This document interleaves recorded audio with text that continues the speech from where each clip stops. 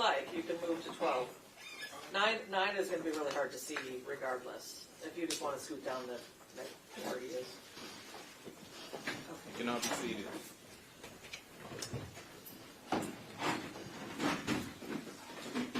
So for the record, juror number 15 is going to be sitting in juror number 12 spot now. Recalling case number 24000535, People versus Michael Jackson-Bolanos. Appearances, please. Good afternoon, Your Honor. Ryan Elsey for the people. Dominic DeGrazia on behalf of the people. Brian Brown on behalf of Mr. Jackson-Bolanos. Good afternoon, Judge Brenna Cushman-Murphy, appearing as co-counsel on behalf of my client, Mr. Jackson-Bolanos, who appears to my immediate right. And I know for the record, Mr. Jackson-Bolanos is present, as are all counsel, and our 14 jurors have returned to the courtroom, and we're ready to proceed with your next witness. Thank you, Your Honor. At this time, the people call Detroit Police Department Sergeant Stephen Ford.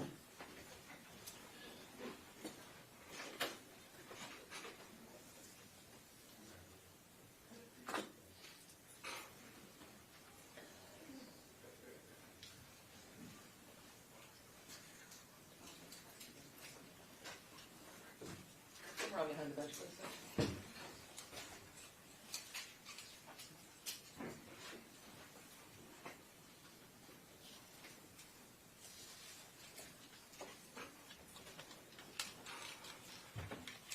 Do you swear or affirm to tell the truth, the whole truth, and nothing but the truth? Yes, ma'am. Thank you. You may be seated.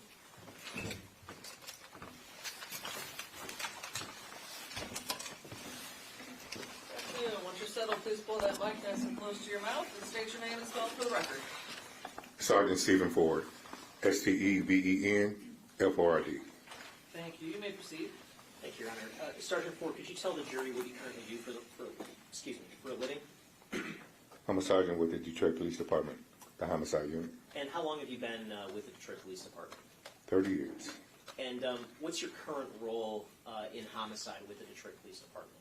I'm a certified video technician. And what does it mean to be a certified video technician? Meaning I'm certified through LEVA Association, which is the Law Enforcement Emergency Services Video Association.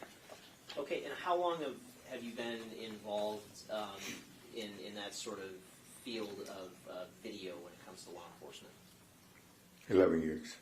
And as part of your role, do you get called upon to extract video from particular locations relevant to homicide investigations? Yes. And when it comes to the investigation into the death of Samantha Woll, did you have a role in extracting some video? Yes. And would it be fair to say you extracted video from a lot of locations? Yes. I want to ask a couple of about a couple of specific locations, starting with, did you have some involvement with trying to locate video in the neighborhood of Jeff Herbston's residence at 603 West Grand Boulevard in Detroit? Yes. And did you have an opportunity to try to access video next door to that location at 605 West Grand Boulevard? Yes.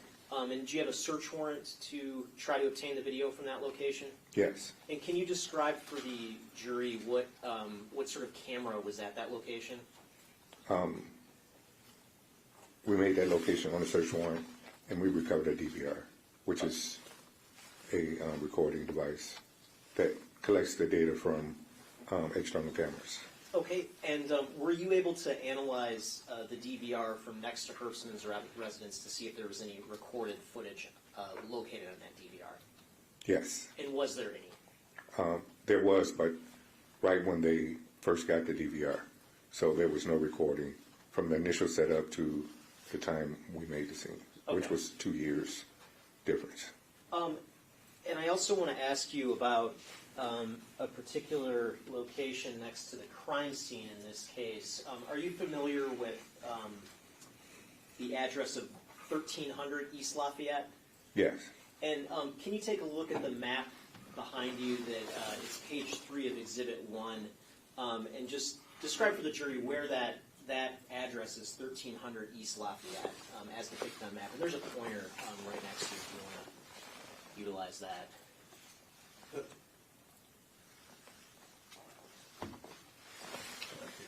Okay, so that's a high-rise that's basically across the street from the scene? Yes. And And did you make some effort to try to obtain footage from that building? Yes. And can you describe how you went about trying to obtain footage from that building? So we made the location. The actual recording devices were down, but the cameras were actually recording, but in an unconventional format. So did you recover any equipment from that building to try to obtain footage? we recovered their hard drive, yes. Okay, and were you able to ultimately process the data on that hard drive to try to obtain footage from it? Yes. And were any of the cameras at that building situated such that you could see any sort of relevant area in the field of view? No. And were you able to obtain any relevant footage from the hard drive that you processed from that location? No. Okay. I want to ask about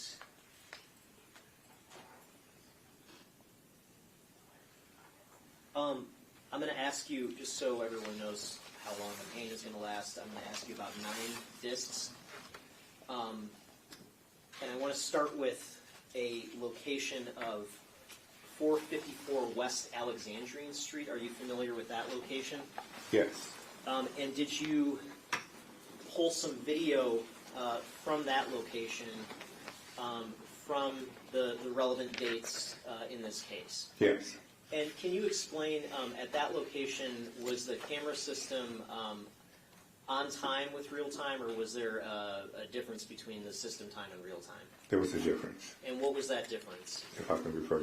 Yes, did you document these sort of differences that we're going to discuss in a report? Yes. And would it help you to refresh your recollection to look at that report? Yes. Please do.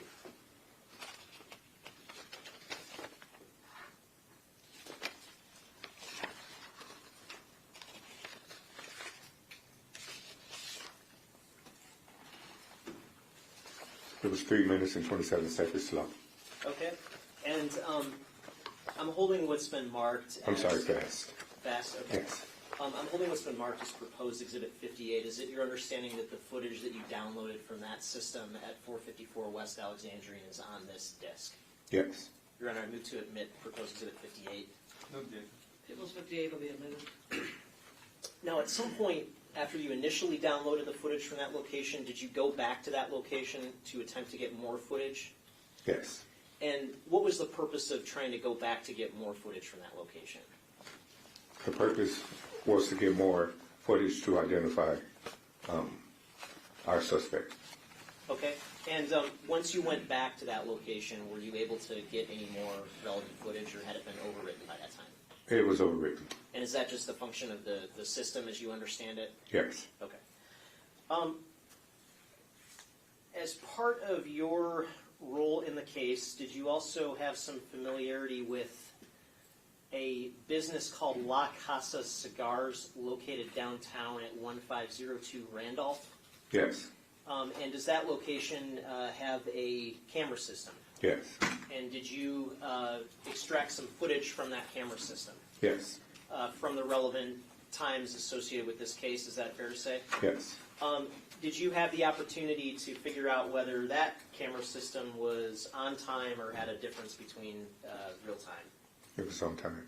It was on time? Okay. And I'm holding what's been marked as proposed Exhibit 59. Is it your understanding that some of the footage you extracted from that system is on this particular disk? Yes. Your Honor, I move to admit proposed Exhibit 59. People's 59 is admitted. And as part of your role in the investigation, did you also become familiar with a building known as the Old Mike Morse Building located at 2211 East Jefferson in Detroit? Yes. And does that building have a camera system? Yes. And did you download some footage from the relevant dates and times to this case from that camera system? We recovered the DVR, yes. Okay. And when you recovered the DVR from that location, did you ultimately process the DVR to extract footage from the DVR itself? Yes. And that particular system, were you able to determine whether that system, did that system have like a system time that was actually visible when you watched the video? No.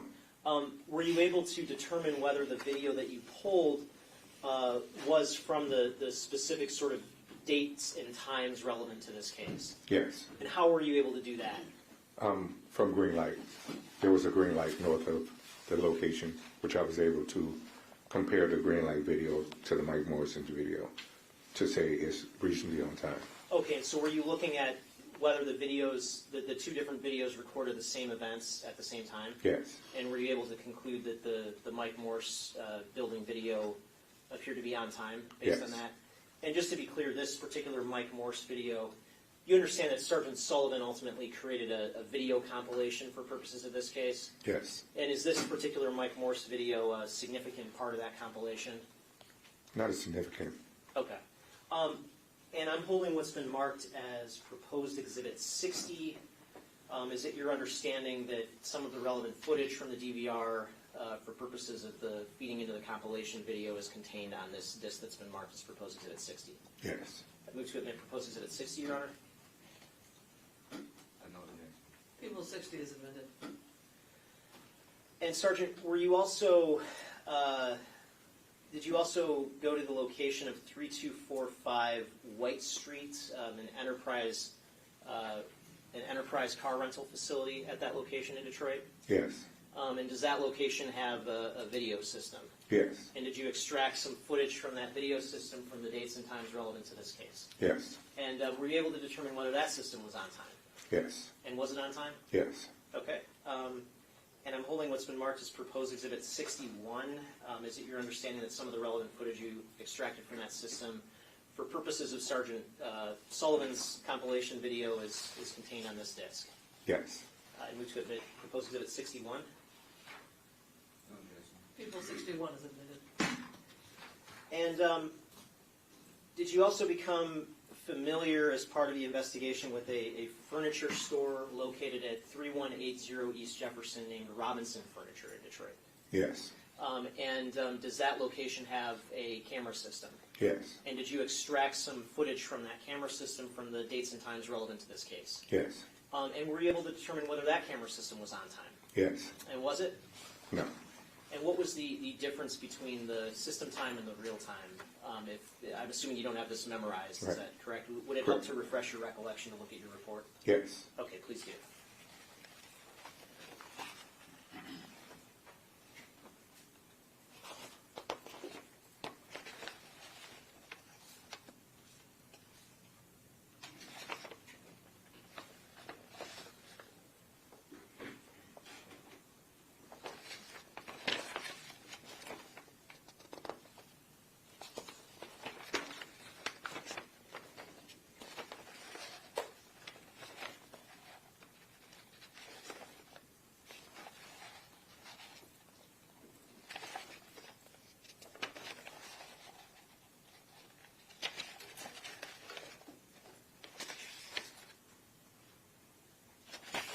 It's 23 seconds fast. Okay. And I'm holding what's been marked as proposed Exhibit 62. Is it your understanding that some of the relevant footage that you extracted from Robinson Furniture, to the extent it's used in Sergeant Sergeant Sullivan's compilation video, is contained on this disc? Yes. Move to admit proposed Exhibit 62. No, Jason. People 62 is admitted. And do you also have some familiarity with a Pizzapopolis on East Jefferson located at 3137 or 3171 East Jefferson? Yes. And are those two addresses, those both kind of are the same location? Yes. And does that establishment have a camera system at it? Yes. And did you extract some footage from that camera system from the relevant dates and times? Yes. And were you able to make a determination whether that system was on time or not on time? It was not on time. And what was the difference between that system's time and real time? 4 minutes and 4 seconds. 4 minutes and 4 seconds? Yes. Was it slow or fast? If I can. Sure. Slow. Slow? Okay. And did you previously document in your report that it was roughly only about a minute Yes. slow? And was that, when you documented that, was that correct? No. But have you later come to confirm the actual difference in time? Yes. Okay. And I'm holding what's been marked as proposed exhibit 63. Is it your understanding that some of the relevant footage you extracted from the Pizzapopolis for purposes of Sergeant Sullivan's compilation video is contained on this disc marked as proposed exhibit 63? Yes. Okay. 6 down, 3 go. Well, I'm sorry, I forgot to. I jumped ahead. I moved for the admission of proposed exhibit 63. No objection. people 63 will be admitted. And I'm sorry about that, Your Honor. All right, so moving on. Did you also become familiar with some apartments located at 595 Shane Street in the city of Detroit? Yes. And are those known as the King Apartments? Yes. And does that apartment complex have a camera system? Yes. And did you extract some footage from that camera system? Yes. And were you able to determine whether that camera system's time was on time or not? Yes. And was it on time? No. And what was the difference between that system's time and real time? I think 7 minutes and 27 seconds, but I'll check if I can. Yeah, Sorry. if you could, if it would refresh your recollection to look at your report, please do.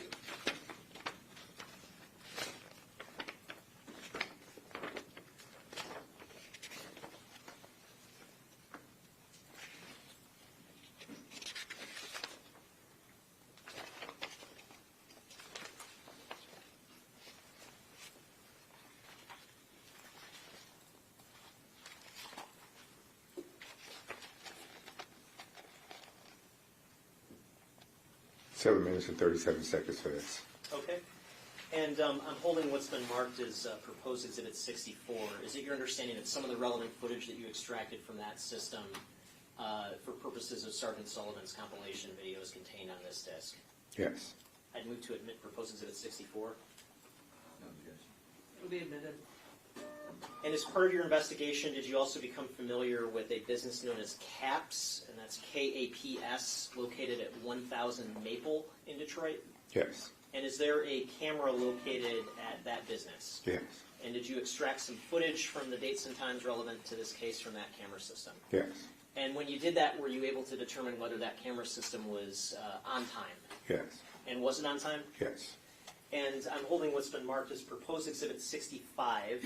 Is it your understanding that the relevant footage for purposes of Sergeant Sullivan's compilation video is contained on this disc to the extent that you extracted it from 1000 Maple?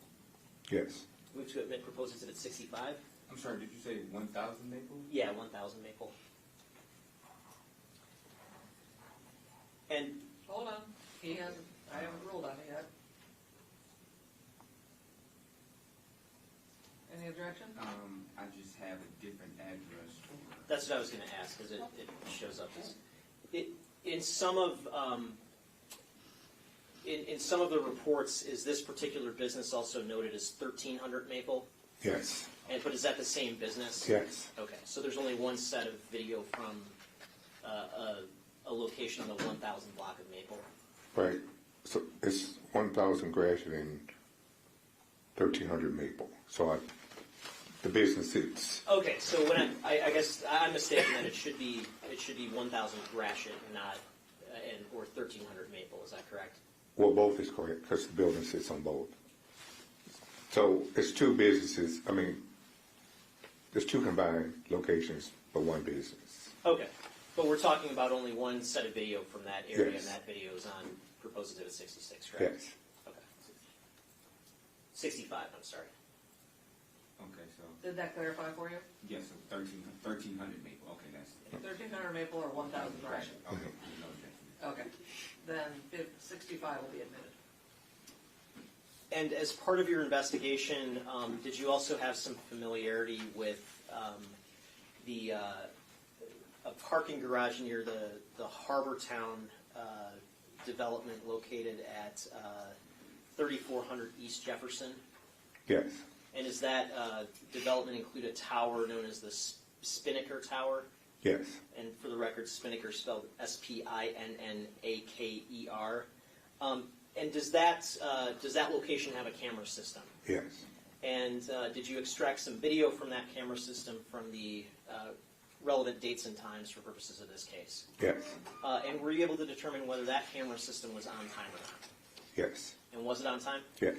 Okay, and I'm holding what's been marked as proposed exhibit 66. Is it your understanding that some of the relevant footage from that system, to the extent that it's used in Sergeant Sullivan's compilation video, is contained on this disc? Yes. Thank you. I move to admit proposed exhibit 66. And this one, that's 3400 East Jefferson? Yes. Okay. Any objection? No, I'm sorry, just the witness stated that the time was one time? Yes. That'll be admitted, 66. And did you also, these locations that we've talked about so far, were those the only locations that you extracted video from in connection with this case? No. Did you, approximately how many other locations did you extract video from in this case? There were several other locations. Okay. But for purposes of Sergeant Sullivan's compilation video that we've already referenced, would this be the video that you extracted relevant to that compilation? Yes. And to the extent that you make any modifications to video when you extract it and process it, are those modifications limited to just making video viewable? Yes. And do you make any kind of alterations to the substance of the video in any way? No. Okay. Thank you. Nothing further. Ross?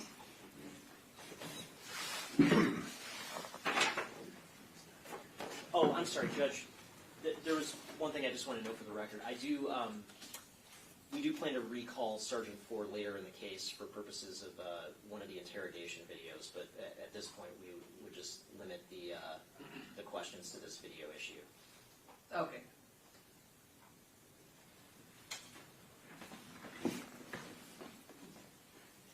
Good afternoon, Sergeant. Yes. Now, you indicated that this video extracted from 3400 East Jefferson, from your memory, was on time? Yes. Did you ever author a supplemental police report indicating on which cameras you actually extracted data from? Excuse me? Have you ever authored a supplemental report within that report documenting which cameras you actually extracted video from? No. You never did a supplemental report? I did a supplemental report on making a location and extracting video. Okay. And in that supplemental report, you indicated that you extracted video from 3400 East Jefferson, correct? Correct. Okay. And in that report, you indicated that there was a 16-second variance of the video extracted from 34 East Jefferson in actual time, correct? No. If I could refer.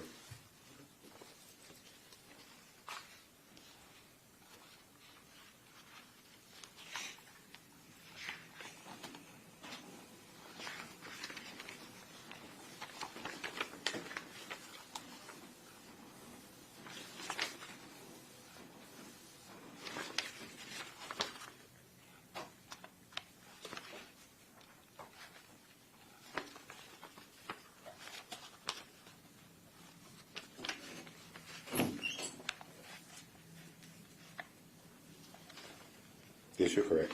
It was 16 seconds long. Was that fast or slow? Slow. Now, in regards to when you, I guess, attempted to authenticate the time that was from the video footage of the old Mike Morris video, you indicated that you compared it with a green light video? Yes. Okay. Now, is there anything specific in that green light video that you were able to observe in the green light and also corresponding with the Mike Morris Yes. video? Yes. Okay. And you documented that into some type of notes of what you observed? No. You didn't? Well, on the extraction report. Unable to determine, but appears to be on time. Okay. And when you made these observations of comparing the video footage from the green light, from the video footage from the Mike Morris video, did you document the similarities between the two videos that led you to the conclusion that the Mike Morris video was on time? No. You didn't?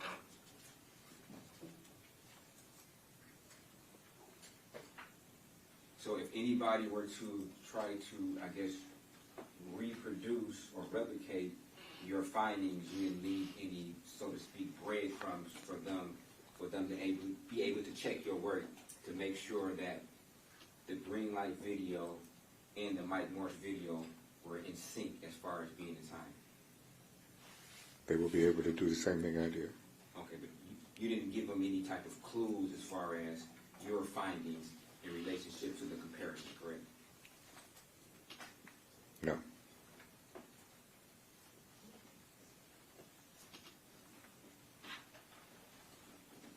Thank you. No further questions. Redirect? No, Your Honor, thank you. Any questions from the jury? Okay, you may step down, sir. Any objections, this witness is excused for today, but subject to recall for future testimony? No objection, Your Honor. Okay, thank you, sir. Your next witness? The people call Sergeant Lance Sullivan with the Detroit Police Department.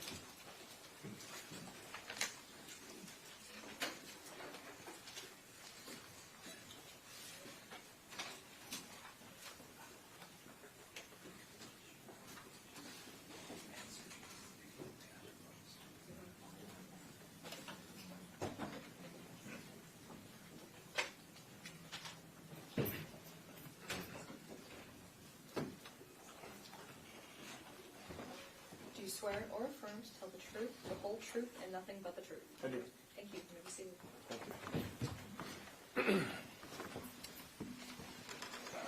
Good afternoon. Please pull that mic up directly in front of your face and state your name and spell it for us. Good afternoon, ma'am. My name is Sergeant Lance Sullivan. That's LanceSullivan. Proceed. Thank you, Your Honor. Sir, could you tell the jury what you do for a living? Yes, I'm a sergeant with the Detroit Police Department. And how long have you been with the Detroit Police Department? Almost 27 years. And what's your current role with the Detroit Police Department? Currently, I'm a supervisor with the Detroit FBI Violent Crime Task Force. And how long have you been in that role? 5 years. And as part of that role, are you deputized to work federally with the FBI? Yes, I am. And what are your what's your sort of primary area of focus with the FBI's Violent Crimes Task Force? Like I say, as a supervisor, I pretty much touch all the cases we work on. I have a specialty in forensic video. I do a lot of video analysis work. And how long have you been doing video analysis in connection with specifically homicide investigations or other violent crime investigations? I started in 2009. Okay. And back in 2009, what was your role with the Detroit Police Department at that time? I was assigned to homicide. And what did you do with homicide? I spent 13 years in homicide, so I was an officer in homicide. I handled caseload, casework. I was promoted. So as a supervisor, I stayed at homicide, and I handled cases, assisted cases, worked on a lot of video on the cases. Okay, and remind me, how long did you spend as a homicide detective with the Detroit Police Department? 13 years. And what sort of specialized training do you have, if any, when it comes to the analysis and extraction of video? Oh boy. So I'm certified through LEFA, which is the Law Enforcement and Emergency Services Video Association, and I'm considered a forensic and a technician through there. But through most of the training was through LEFA. I have over 1,000 classroom hours, and the training's it's everything is video as it relates to the law, extraction of videos, compilations of videos, imagery work, audio work. And what sort of role, if any, did you have into the investigation into the death of Samantha Woll? Initially, I was asked by the Homicide Task Force, specifically Detective Lieutenant Sanchez, to assist with the video, how do you call it, the video angle or the video end of it, if we were able to locate any, and kind of lead that piece. Okay, and what was the first day you were involved in the investigation? Well, originally I went to the scene the morning of the incident, just for the purpose of just getting a layout and seeing, where it was at, anticipating that I would be coming back and assisting. The next day I flew out for a week of training, and so it would have been the following, the 21st, 22nd I flew out, 29th I would have returned, 28th I would have returned. That following Monday, I met with the Homicide Task Force and then the investigative team on this case. That's when I basically started. Okay, and can you describe for the jury, sort of as a general matter, what was the effort like in this case to try to locate potentially relevant video? Very consistent with all the homicide cases. It's all hands on deck. There's a lot of different personalities, a lot of people coming together. Specifically, like when I came in, albeit a week later, my idea or goal was to figure out where the investigation was and what was needed. Detective Trooper Alex Martinez, that first day I came to the meeting, he pulled me aside and said he observed an individual in I'm sorry, I apologize. Yeah, I apologize. Let's see what someone else said. Yes, ma'am. Based on a conversation I had, I kind of took the role or took the lead in trying to identify a specific person. I knew the task force was working on a number of different individuals, vetting out stories, verifying. So that was kind of my goal. My point was towards that individual. And this this particular individual that you referenced in connection with the discussion you had with Detective Trooper Martinez, can you describe where was the video of this individual located at that kind of caught your initial attention? Yes, it was at a elementary school just east of the crime scene. If I may, I brought my timeline, if I could refer to it, because there's a lot of different numbers and times I could give the address. I'm going to put up a map that's been admitted as Exhibit 1, and specifically page 2 of Exhibit 1, and there's a pointer there if you can point out which school you're talking about, which building. Oh, it's okay. So, I'm sorry. There's a school that's located just to the east of the actual crime scene. So it'd be right in this area right here. Okay, and as part of your investigation, did you familiarize yourself with the cameras located at that school? Yes. And did you ultimately obtain footage from those cameras? Yes, I did. And is that a Detroit public school at that location? Yes. Now, the camera system there, can you explain how that's situated and configured to the jury, please? Are you talking about the actual cameras themselves? Yes. Or the system itself? Yeah, just how I guess to the extent you understand how the system works there, can you explain that to the jury? Yeah, so as with typical most of the schools that have the systems, there's cameras affixed basically so they can see 360 degrees around the building. And a lot of times, to make a point, these cameras are covering the property. What we are interested in is external cameras only in this particular case. So like I said, we went and actually extracted the exterior cameras. And is there an exterior camera that is positioned such that it captures part of Joliet Place within its view? Yes, there's actually two. And those cameras, are they such that they're continuously recording, such that you can get video from every second of, let's say, every relevant hour, or do those cameras start and stop recording based on something? Yeah, those cameras are considered motion-based, which means they're they're triggered by some type of motion. Okay. So you would have gaps in video. And, Your Honor, I'm holding what's been marked as proposed exhibit 75. It's a certified business record of footage from that location from 1445 East Lafayette, and I move for that to be admitted under Michigan Ruled Evidence 902 subsection 11. That would be admitted. And that was what number again? 75, Your Honor. Thank you. And so, once you had this particular subject identified in that video, what was the timing that you observed that subject in that video? So the timing would have been approximately 3:52 a.m.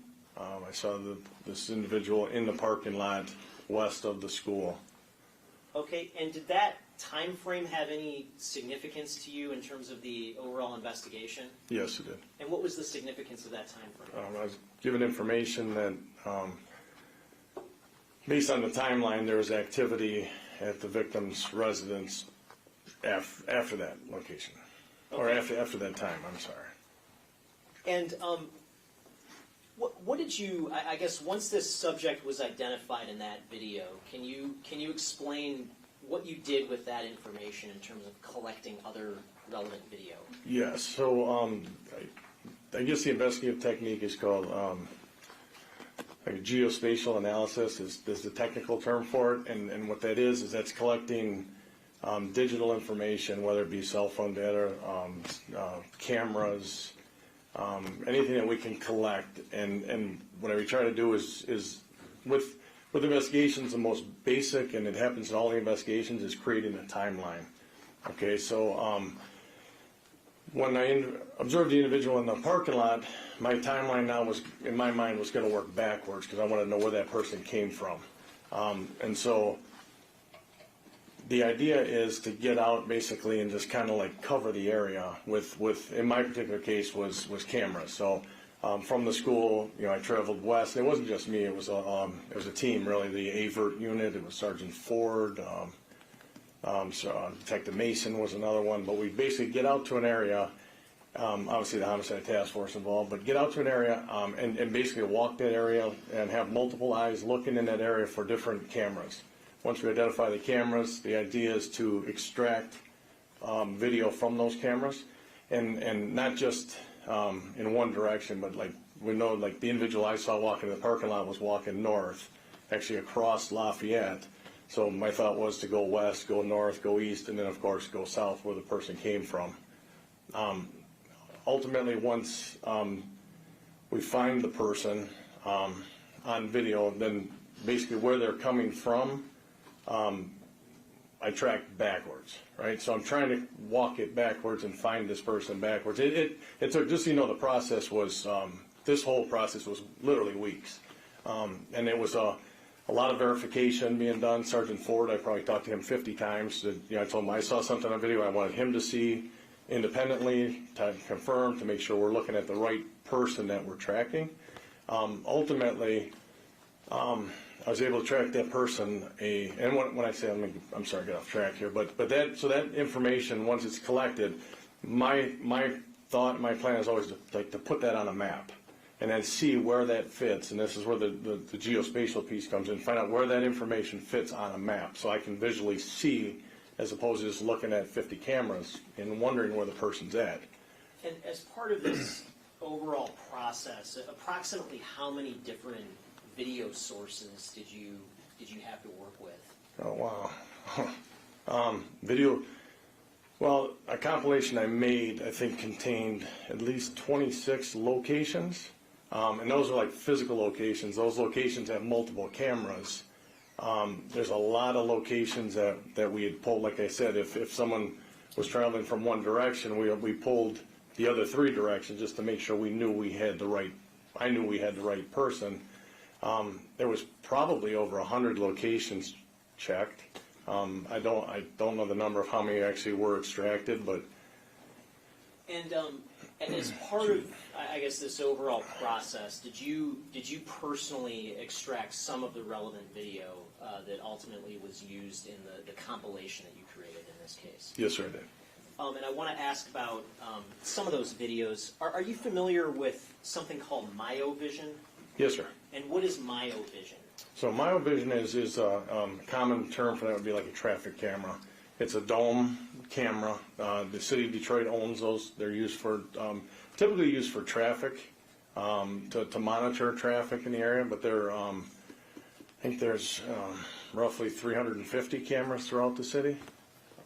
And as your sort of role with the Detroit Police Department, do you have access to be able to download footage from the myovision system? Yes, sir, I do. And did you download some relevant footage from some locations in this case? Yes, I did.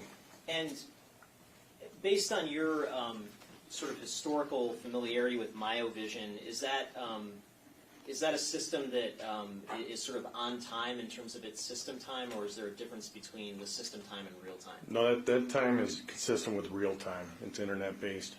Okay. And I'm holding what's been marked as proposed exhibit 68. Is it your understanding that some of the relevant myovision footage that you downloaded is contained on this disk? Yes, sir. I move to admit proposed exhibit 68.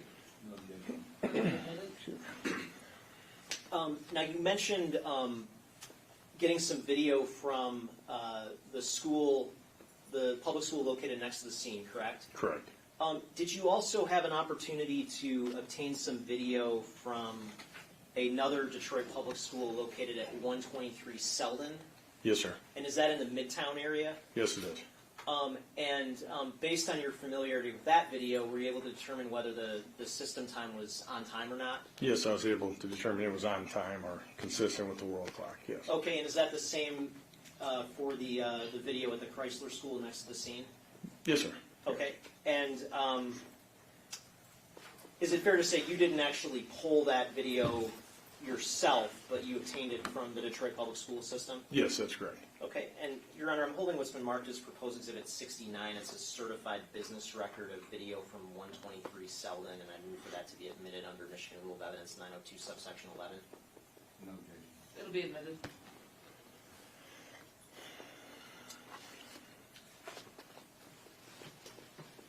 As part of your attempts to extract video, did you come across a location known as the Orchestra Tower at 3501 Woodward? Yes. And were you able to obtain video from a camera system at that location? Yes, sir. That was actually a green light camera. Okay, and what is, I know you mentioned green light before. Can you explain to the jury, and just for the record, what green light is? Yes, green light is it's a City of Detroit program. It's a video surveillance system that businesses can actually purchase and buy in to the system.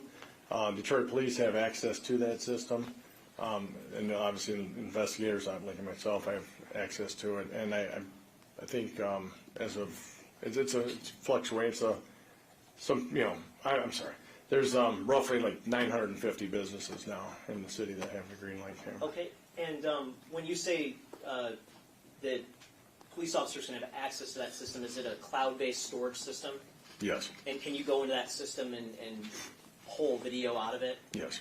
And did you do that when it comes to the Orchestra Tower video at 3501 Woodward? Yes, sir, I did. And I'm holding what's been marked as proposed exhibit 70. Is it your understanding that the video that you pulled from that location is on this disc? Yes. I'd move to admit proposed exhibit 70, Your Honor. It'll be admitted. And as part of your process of collecting video, did you have some familiarity with various cameras from Illich holding companies, buildings in the greater downtown area? Yes, sir, I did. Through working with Illich Holdings, did you obtain footage from a number of different camera systems and a number of different buildings associated with Illich? Yes, I did. And Your Honor, I'm holding what's been marked as proposed exhibit 71. Again, it's a certified business record of Illich Holdings video, and I move for that to be admitted under 902 subsection 11. No objection. That'll be admitted as well.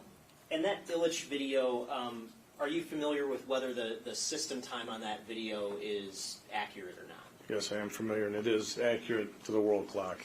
Okay. As part of your role in this investigation, did you also obtain some footage from Rock? Yes, sir. Rock Security. Rock Yeah. Security? Yes, Okay. sir. And is that the sort of security organization for the bedrock companies downtown? Yes, sir. It is. And can you explain to the jury just sort of what their surveillance camera capabilities are at Rock? Yeah, it's pretty impressive. It's a large part of downtown Detroit is covered by Rock. They have their own security company, so their interest is obviously the security. They have a command center, much like a police department, that has access to thousands of cameras. And did you have an opportunity to go to their command center to sort of pick certain video to extract from their system? Yes, sir. And did anybody from the FBI assist you with that process? Yes, sir. And who is that? Special Agent Brian Tolstis. Okay. And sir, what was your method of working with Rock and Special Agent Brian Tolstis to identify relevant video? So, like I talked about, like the analysis, working backwards to find the person that was in the school. Once that was completed, that basically took me like back to the scene, and then the track was then to move forward. And once that track moving forward took us into the downtown area, I was allowed to go to the command center, along with Special Agent Tolstis and his ability to analyze cell phones. And then basically the three of us sat down, meaning the third person from Rock Security. We sat down based on where I was tracking the video and Agent Tolstis' cell phone analysis, and we were able to locate the person based on those. And in working with the Rock security video system, were you able to determine whether that system was on time or not? Yes, it was able to determine it was on time. Okay, and did you ultimately obtain footage from a number of different cameras from Rock Security? Yes, sir. And, Your Honor, I'm holding what's been marked as proposed exhibit 72. Again, it's a certified business record of Rock Security footage, and I move for that to be admitted under Michigan Rule of Evidence 902, subsection 11. That'll be admitted as well. And as part of your role in this case, did you come into possession of some video from the 36th District Courthouse located at 421 Madison in Detroit? Yes, sir. In reviewing that footage, were you able to determine whether that system time was accurate or not? That was, and it was accurate. Okay, and Your Honor, again, I'm pulling what's been marked as proposed exhibit 76. It's a certified business record from 36th District Court security footage, and I move for that to be admitted under 902 subsection 11. That'll be admitted as well. And as part of your investigation, did you also download some green light footage from a business at 2600 East Jefferson and another one at 2760 East Jefferson? Yes, sir. Did you personally go and download that footage from the cloud from those two locations? Yes. And I'm holding what's been marked as proposed exhibit 73. Is it your understanding that the footage from 2600 East Jefferson is on this disc? Yes, sir. I move to admit proposed exhibit 73. It'll be admitted. And I'm also holding what's been marked as proposed exhibit 74. Is it your understanding that the footage from 2760 East Jefferson is on this disc? Yes, sir. I move to admit proposed exhibit 74. It'll be admitted. Okay, once you had this sort of total universe of video that we've talked about today, plus video from Avert, plus video from Sergeant Ford, plus video from Detective Mason, what did you do with that video for purposes of trial? So what I did was obviously wanted to line all the video up. Any of the system times that were off, I wanted to make sure I knew what the real time on those were so I could accurately basically put those videos together and find out where this person was at the relevant times, at the relevant locations. And so what I did was I was able to, from the hours and hours and hours of video, I was able to basically clip the person that I was following into sections from each individual camera and then basically put those together. And this compilation video, is that would you say that's a fair and accurate depiction of the individual that you tracked using video from these dozens of sources that we've discussed? Yes. Would you say, if we were to go through and look at all the sort of raw footage independently, would that be feasible in a courtroom? Not at all. Not at all. And why is that? Because there's so much video, and even in the process of identifying the person, we may look at 20 minutes of video, and the person might have been in the video for 5 seconds. So it was a matter of finding the time, finding it. So that's where the tedious piece came in, to locating that person and clipping it to that point.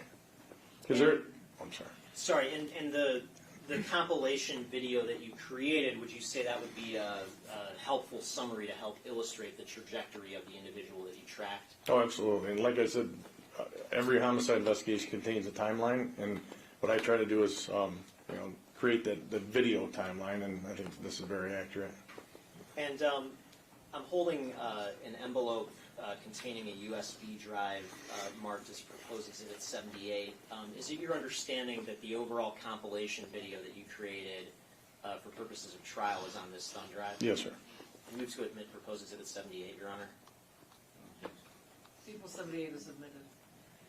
And did you also oversee the creation of a more, I guess, a shorter summary, including a map, just to show some of the locations of key videos in this case? Yes, I did. And again, is that map that was created, is that a fair and accurate summary of the overall compilation? Yes, it is. And is it your understanding that summary map is contained on this disc that I'm holding that's marked as proposed exhibit 77? Yes, sir. I'd move to admit proposed exhibit 77. 77 is admitted as well. And with this exhibit 1 up on the screen, there's a couple of addresses I think that we're going to be talking about. One of them is 1405 Rivard. Are you able to point to the jury where that location is? Yes, that's going to be to the west and to the north of this red dot. Okay. And do you see the building directly the southeast of that location? Southeast. If you go, right there. What's that building there? That is I believe it's a vacant school. And did you look into the possibility of obtaining video from that building? Oh, absolutely. And were you able to obtain any footage from that No. particular building? No. Okay. And we're also going to talk about the Ducharme Place apartments. Do you see where that is located on this map? Yes, sir. And can you point that out to the jury? It's a series of buildings over here to the right side of the screen, near the center. And again, just for orientation purposes, you see the general area of the crime scene depicted on this map, and where is that? It's where the red dot is, and in this vicinity. Okay. I'm going to publish Exhibit 77.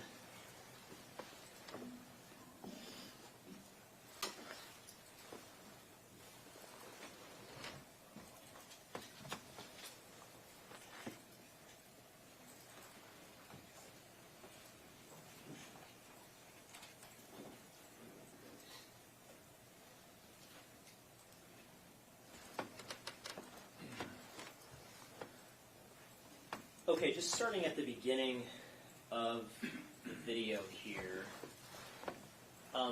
What's the location that's called out at this point? Sorry, I'm going to go back for a minute. Just at the very beginning, stopping at 5 seconds into the video. What's the location that's called out here? Homicide scene. Okay.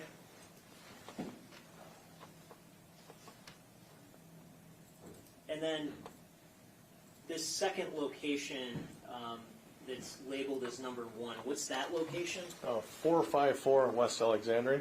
And what's the significance of that location in terms of the overall investigation? That's the, it's an apartment complex, and that's the initial place that we began tracking the individual that we were tracking, and also it's the last place that this person went.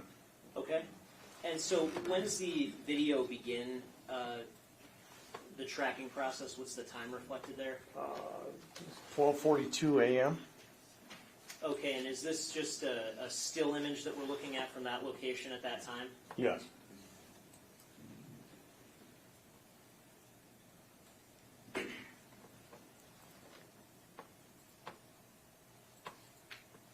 And what's the second location? We backtrack a moment. What's that second location? 1405 Rivard.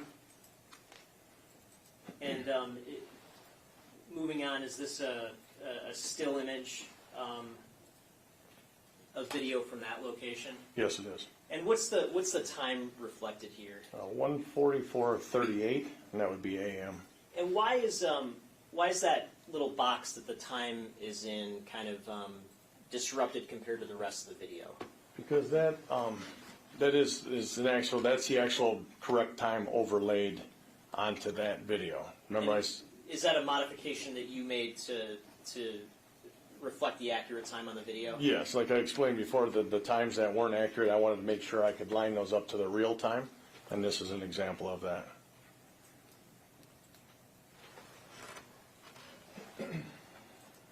And that location, 1405 Rivard, how close is that to the scene? Do you want me to point to it, or you mean like mileage? It's a quarter of a mile. Like, Okay. Your Honor, is he speculating, or did he actually measure the exact distance from this location to the scene? Sound like he's speculating. That's fine. I'll move on. We'll establish that later. And so between these 2 points, points 1 and point 2, are we going to see video on the overall compilation video between those sort of points in time? yes, sir. Several. Okay. So, And just moving on, what's the next point reflected on the map? The next location and time? Ducharme Apartments that we were referring to, 1544 East Lafayette. Okay. The time is 2:16 a.m. And what's the significance of this screenshot reflected here at 31 seconds in the video relative to that location? So that's a photograph that was given to me, removed from a phone. Okay. And did you do anything? I'm going to just jump back really quick to what's been admitted as Exhibit 48.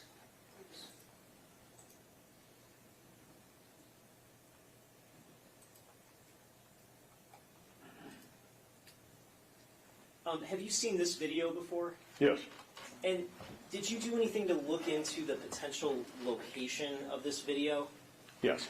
And can you explain to the jury what your sort of process was to try to verify the location of this video? Yeah, so myself and Detective Bloom, Sergeant Bloom, went to the Ducharme Apartments based on the information from the owner of that car, where the owner parked the vehicle, and actually went to the parking space and found the location. Okay, and how was it that we were able to find the specific location? Number one, he had told us where, and then the other piece, I didn't do the analysis. There's a series of oil spots on the ground behind the vehicle that matched up with the location that we had gone to, that parking space with those spots. Very similar. Okay.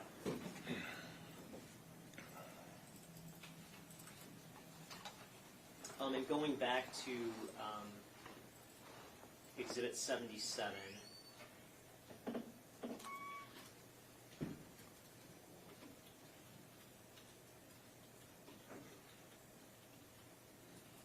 What's the next time and location reflected here? The time is 3:05 a.m. and the location is White and McDougal, which is an intersection. Okay, and again, in the overall compilation, are we going to see some video between these 2 points, 3 and 4? Yes. Okay, and just moving to the screenshot here, what's the location of this particular screenshot? White and McDougal. And what's the significance of this particular screenshot? The individual that I was tracking, walking away from parked vehicles, carrying a bag. Okay, and is there any significance to that bag, I guess, going forward in the video as we move forward? Yes. And what's the Yeah. significance? So originally, when I started in on this investigation, in that parking lot of the school, looking west, there was a person carrying a bag, and that was the bag. So I was tracking the bag backwards, and the significance is this is the point where the person picked up the bag. Okay, and if we move forward in the video, what's the next point and time reflected in the video? So it's 3320 Spinnaker Lane, and it's at 3:12 a.m. And what's the significance of the screenshot immediately following that? That is the person I was tracking actually going over that wall, climbing that wall, and then from there, that person then stepped onto the parking structure located on the right side of the screen. And are you personally familiar with this specific area that's depicted here? Yes, sir, I am. And is that parking garage that's shown here, is that something that's open and accessible to the general public? No. Is it secured? It's secured, yes. Okay, and how about the parking garage at the Joliet Place that was previously referenced? Is that something that's open and accessible? No, to it's the not. general That's secured public? also. Okay.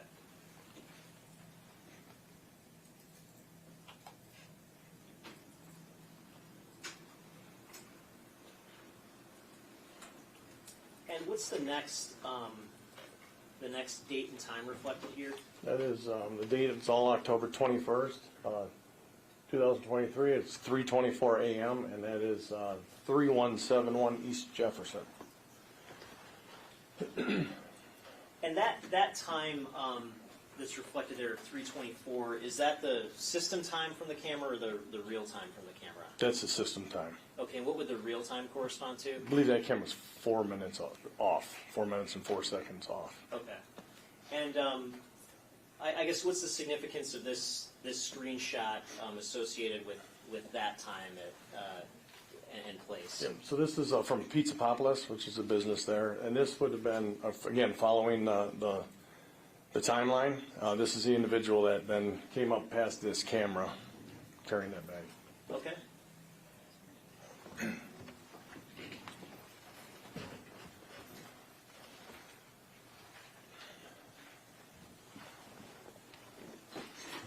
And what's the next location and time reflected? Homicide scene. Okay. That is on October 21st, 2023, 4 a.m.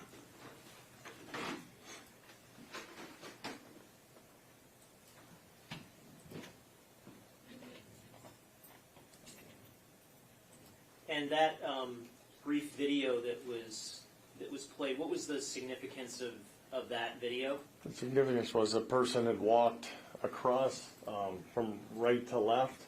That video slowed down because it happened really fast. And the person walks in front of a light colored vehicle, appears to be carrying some type of light object. And is this this is at 4 a.m.? 4 a.m., yes, sir. And between 4 a.m. and 4:20 a.m., was there any other video that you were able to identify? No. Okay.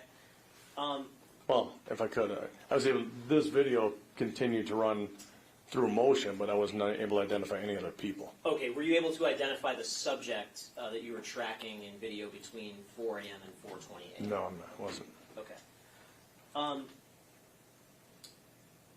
And if we go to the next point, what's the location and the time of the next point reflected here is number 8? The time is 4:24 a.m. Location is 1211 Chrysler. And where is that located relevant or relative to the crime scene? That is to the west of the crime scene, so it's on the west side of 75. Okay. And in this screenshot, can you see where 375 is in relation to the subject? Yes, sir. And where is that? It's at the top of the screen. There's a guardrail. It's on the other side of that. Okay, and so coming from the crime scene, would you have to cross over the freeway to get to this point? Yes. Okay. And what's the time again of this? Oh, I don't recall. Can we go back to the screen prior? Okay, this is 4:24 a.m.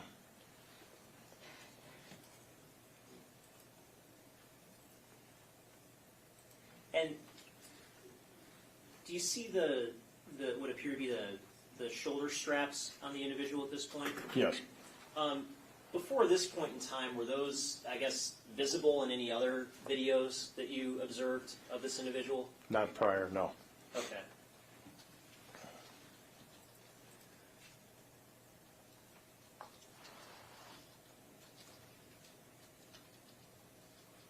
And what's the next point reflected here and the time? Yep, so this is 421 Madison, which is 36th District Court. It's October 21st, 2023, and it's 4:29 a.m. Okay, so would it be fair to say this is moving west from the last point? Yes. Okay.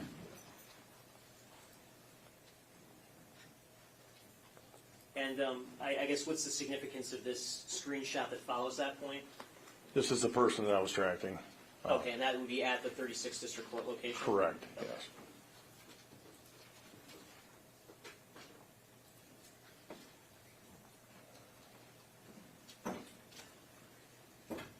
And then what's the next point and time reflected here? There'd be Cass and Charlotte, which are streets. It's an intersection. It's 4:45 a.m. And if we, when we look at the overall compilation video, are we going to see video between points 9 and 10? Yes. Okay. And what's the significance, I guess, of the screenshot that follows at that point in time? This is beyond the 36th District Court? Yes. Okay. Yeah. This is the individual I was tracking, walking north on Cass. Okay.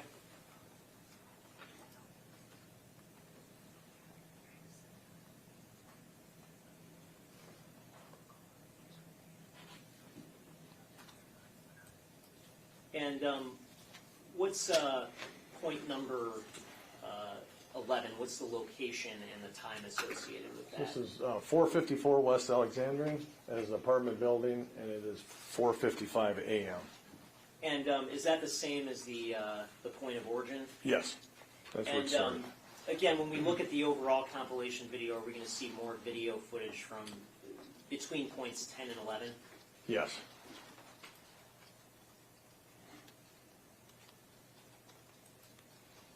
And the screenshot immediately following point 11, what's the significance of that? That is a person coming into the building. Okay. I want to publish Exhibit 78. And, Your Honor, just for the record, this is going to be a bit lengthy. I don't, if the court, I'm just throwing it out there, if the court wanted to do a break now or at some You point. need a break? More than half an hour, or? It's an hour and a half, and there's going to be a couple of questions in between. Well, we won't even. And no, I understand we're not going to get it done today. Do we need a quick break? Just Okay, 5 minutes just for the restroom? Okay. We'll break for 5 minutes.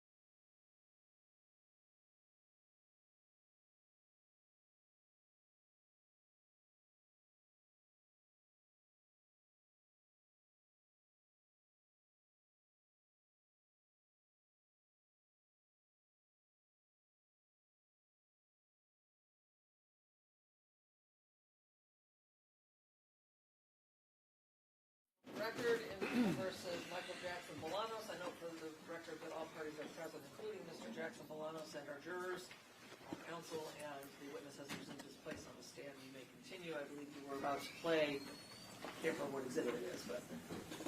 78, Your Honor. Okay. Do we need to adjust lights in here at all, or? Okay, well, let's see how it goes.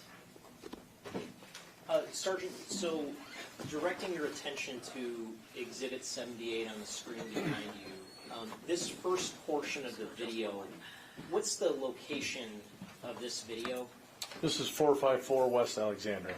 Okay, and if we just quickly go to Exhibit 54, can you point to that location on this map? The general area of that location? Generally, it's over near this yellow box. I'm sorry. Left side of the screen, near the middle. Okay.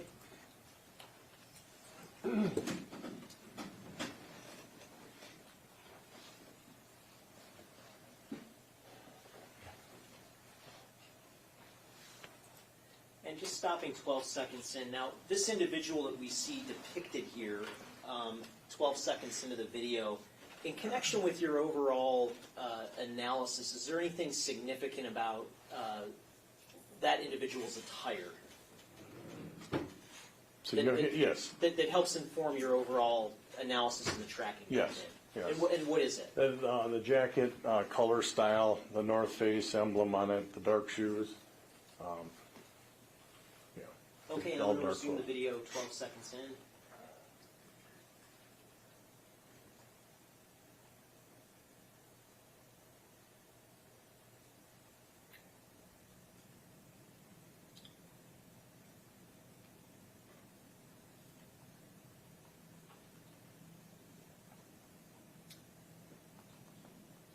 And this next area, starting at about 35 seconds into the video, this next area that we're looking at, where is this area?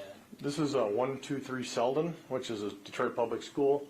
This area is just south of the apartment building 454 and just to the east of the building. So Okay. it's just up around the corner, up to the left. The And we apartment see building. the green circle that was reflected in the video. Is that something Yes. that you put in the video? I did. Okay.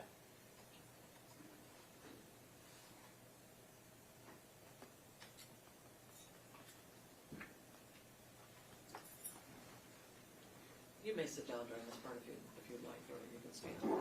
Thank you, Your Honor. I'll take a seat.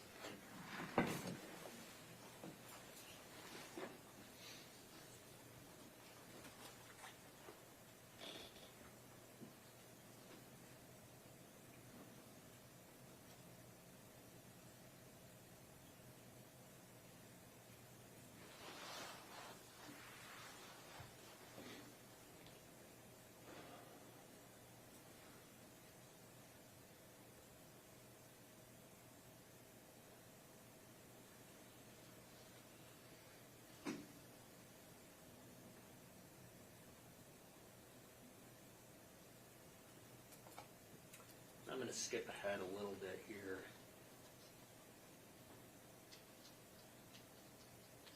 Skipping ahead to 3 minutes and 30 seconds. Did you do something to speed up the video throughout that point too? Yes, I did. Okay. Yes.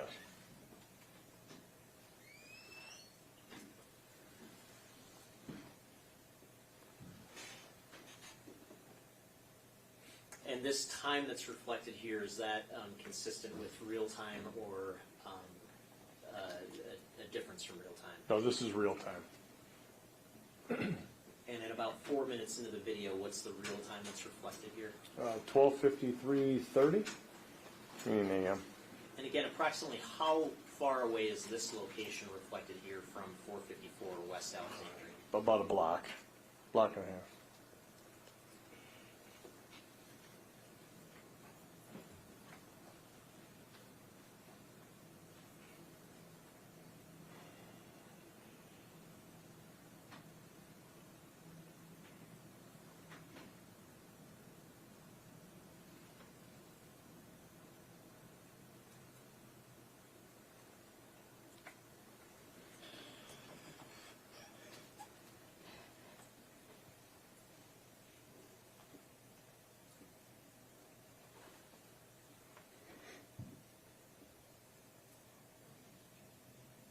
skipping ahead to 8 minutes and 30 seconds.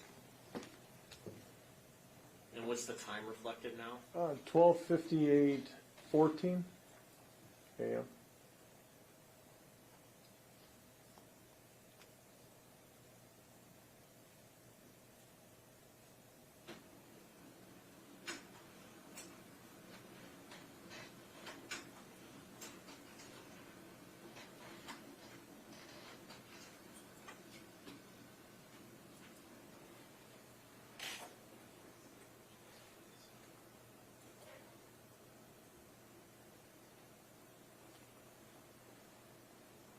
And what's the location now that we're looking at, starting at 9 minutes and 15 seconds? So we are on Selden Street. This is the north side, or the north side of the school, and the camera's looking east towards Cass Avenue.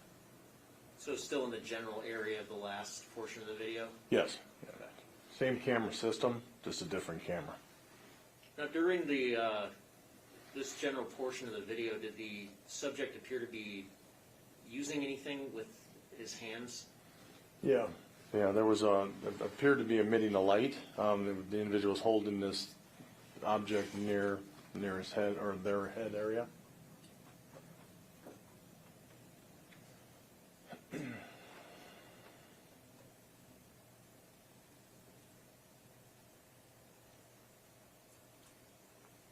starting at 10 minutes and 5 seconds, what area are we in now? This is this camera is actually looking the opposite direction of the last camera, so it's still on the 123 Selden building.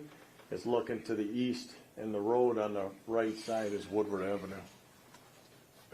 So the subject's moving towards Woodward now? Correct, walking east towards Woodward. Now, you've reviewed this video quite a bit, is that fair to say? Yeah, that's fair. And was there anything relevant in this portion of the video in terms of the investigation? Yes, sir. And what was it, I guess, if anything, that captured your attention in this portion of Yeah, the video? so where the individual walks captured my attention because they actually end up going the opposite direction. But near this, literally in the center of the screen, there's a couple of vehicles parked there. The vehicle to the far left, the trunk is open on the vehicle. And in reviewing the video prior to this, about 10 minutes prior to this, there's a group of individuals that pulled up with those vehicles. They got out, they got into another vehicle, and as they were all driving away, that vehicle latch opened up. So the door was left open? The door was left open, yes. And our subject walked north on Woodward, is that correct? Correct. North on Woodward, past the building, temporarily out of sight. And this is at what time again? This is 1:02:07 a.m. And is our subject back in sight now at 1:02:15? Yes.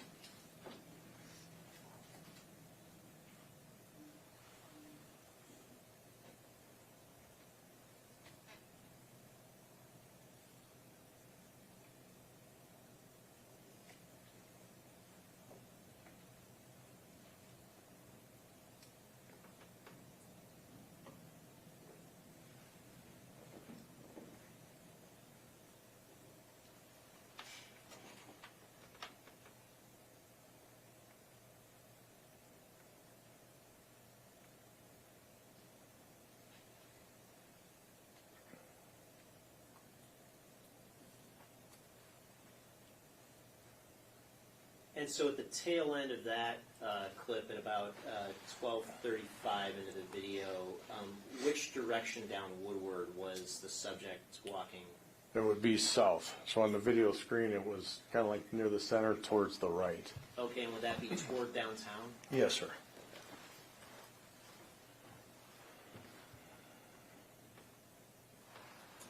And starting at 12 minutes and 40 seconds, what's the source of the video we're looking at here? If I could refer to my timeline report for the address, this is an apartment building that I downloaded the video from the green light. Sure. Do you have a copy of your report handy? I do. And would it help to refresh your recollection if you looked at it? It would. Okay.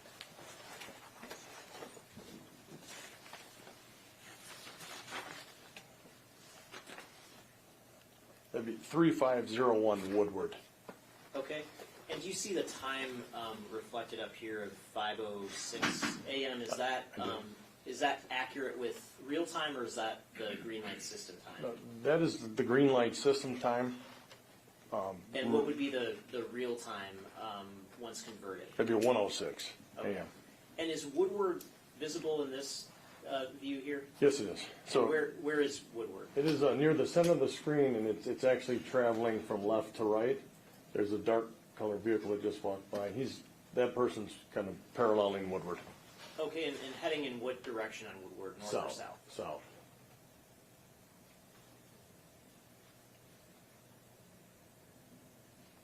Okay, and starting at 13 minutes and 5 seconds into the video, what's the source of the video at this point? This is Illich Holdings, their security system. This is down near Little Caesars Arena. And is this still Woodward visible in this video? Yes, it is. It's yes. And what's the time reflected at this point in the video? 1:12:25 a.m.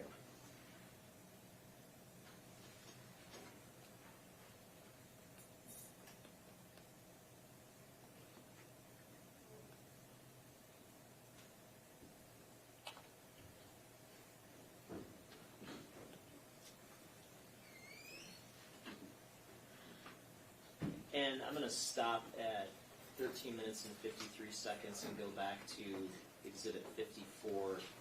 Can you point out the general area that we were looking at here on the video on Exhibit 54? Yes, this would be on Woodward Avenue near this area right in through here. Okay, so just before hitting the freeway? Yeah, north of the 75, which runs right, left to right near those green dots. Okay. I'm going to resume playing the video at 13 minutes and 54 seconds.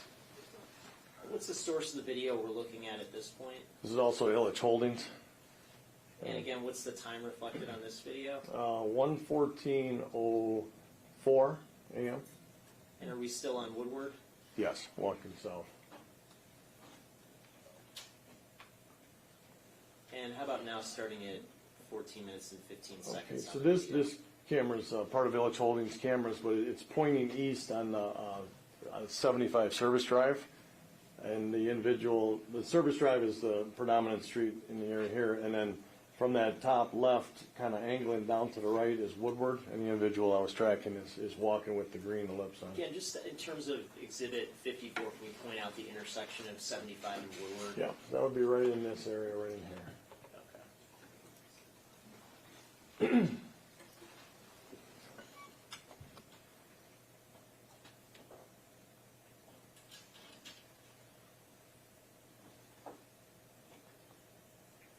And 14 minutes and 33 seconds into the video. What's the source of the video here? This is Illich Holdings, and the building we're looking at on the right side is part of Hockey Town. Okay, and what's the road that's right here at the top Yeah. left-hand corner? That's Woodward. Woodward Okay. Avenue. And what's the time reflected here? Ooh, it looks like 1:18:06 a.m. So still heading One- southbound down Woodward? Yes, I'm sorry, that was 1:16. I apologize. Okay. Yes, continuing south. And again, going back to Exhibit 56, where would that general location be? That would be kind of near the center left portion still of the screen here. And resuming at 14 minutes and 50 seconds. What's the source of the video here? This is Illich Holdings also. And still, is Woodward still visible? Yes, there's traffic traveling from left to right up on the top. That's Woodward Avenue. And this is Montcalm Street. Okay, and so now the subject has left Woodward and going down Montcalm, is that Walking correct? west down Montcalm towards And what's the time reflected at this point? about 1:17 a.m.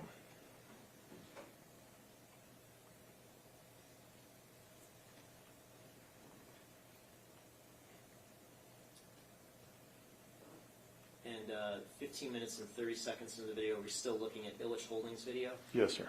Or are we still looking at Montcalm? Yes, approaching Park Avenue.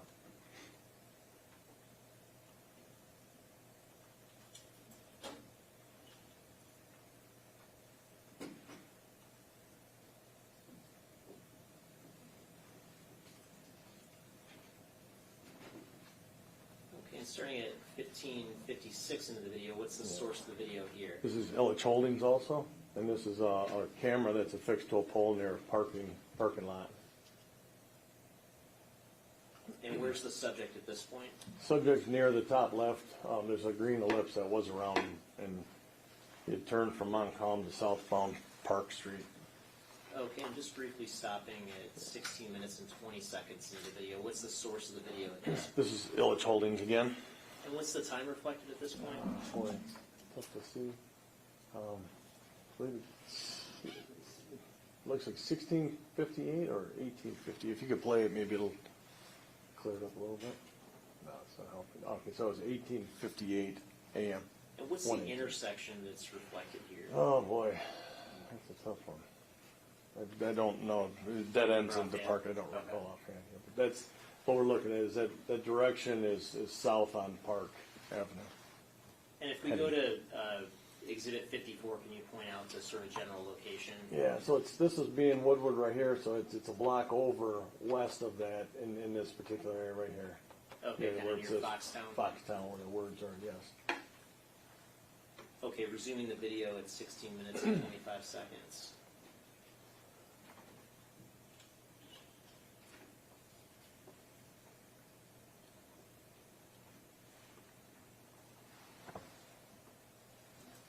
And stopping at 60 minutes and 40 seconds. What's the source of the video here? Still Illich Holdings? Yes, sir, it is. And still same general Foxtown area here? It is, yes. Still traveling south.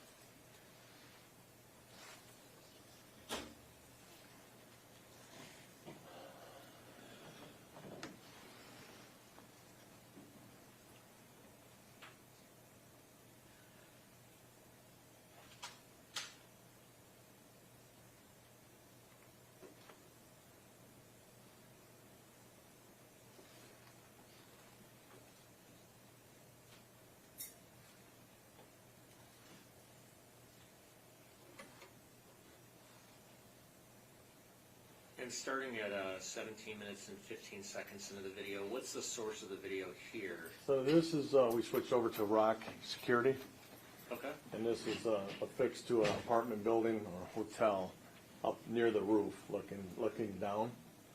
But what's the intersection or the general area where the circle is depicted Right, here? so that is Park Avenue, kind of flowing like in a horseshoe shape, and the street that's going from right to left near the center is Park Avenue.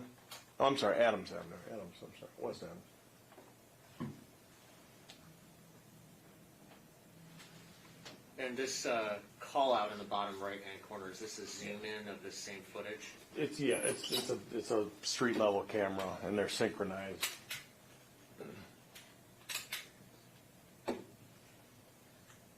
And what's the time reflected here? Oh, 1:21:21 a.m.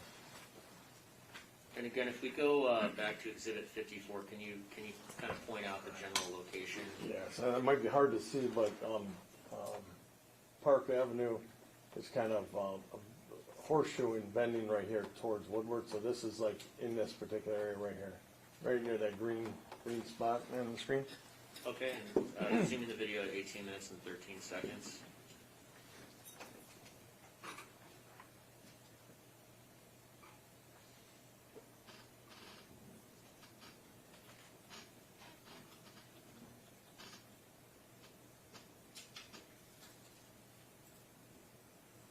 And starting at 18 minutes and 30 seconds, what's the source of the video here? This is Rock Security also.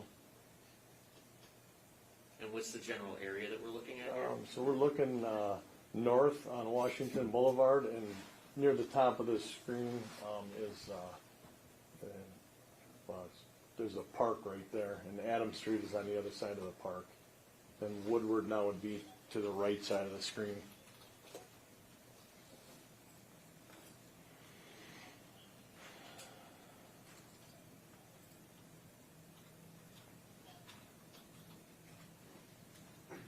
And so which direction on Washington Boulevard is the subject walking right now? South.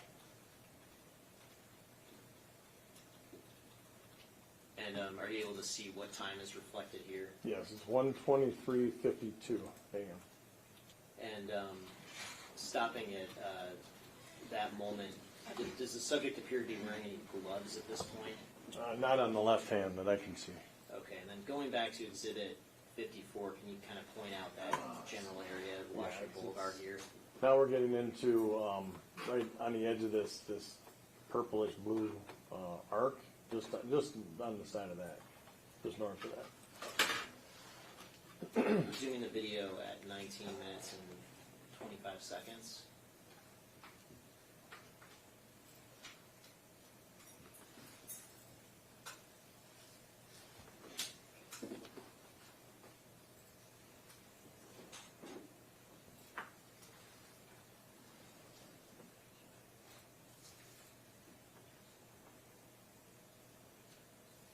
And at roughly 19 minutes and 55 seconds, what's the source of the video here? This is rock security.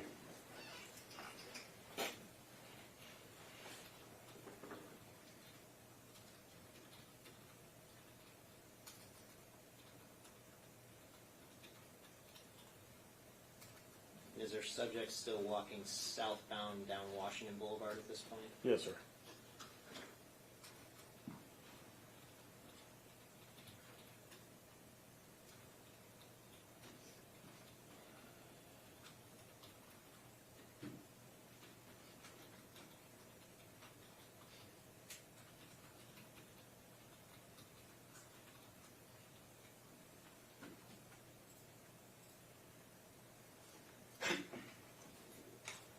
And 20 minutes and 45 seconds into the video, what sort of view do we have So here? this is a rock security camera, and this is a camera that's up on a building looking down. We're looking south on Washington Boulevard.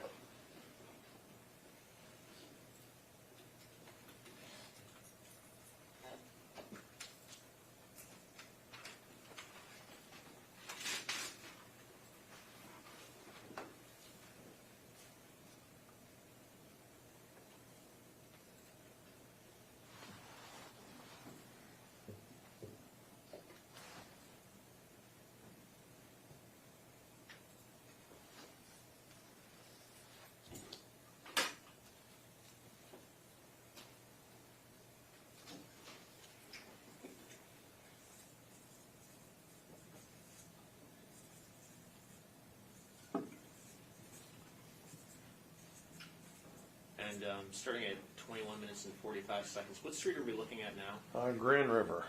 And where's Washington Boulevard? Washington Boulevard will be near the top of the screen, and that's Woodward Avenue, right near the center of the street that we see right there is Woodward.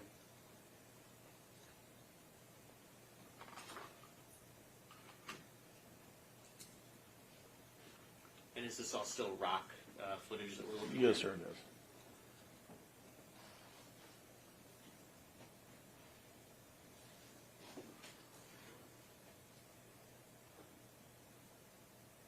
And 22 minutes and 25 seconds. What's the intersection that's reflected here, if you remember? I don't recall that intersection, but it's the individual still walking east on Grand River.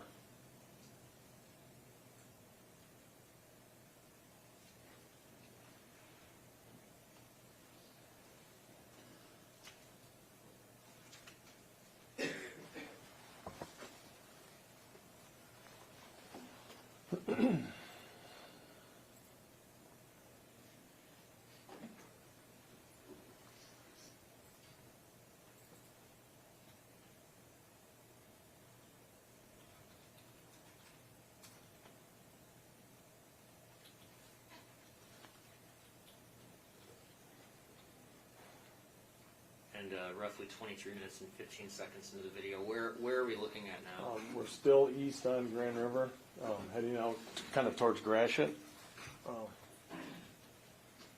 And just pausing briefly, if we go back to Exhibit 54, can you point out approximately where we're looking at there? So that would be kind of like still in this downtown area near, there's these three green dots right here.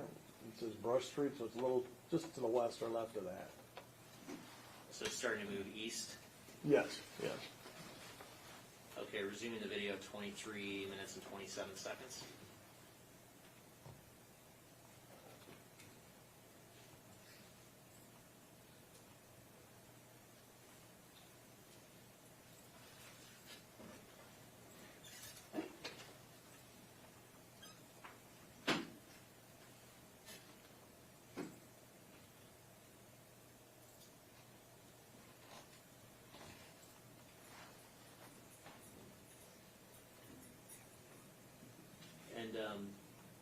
What's the source of the video at this point at around 24 minutes? This is still Rock Security.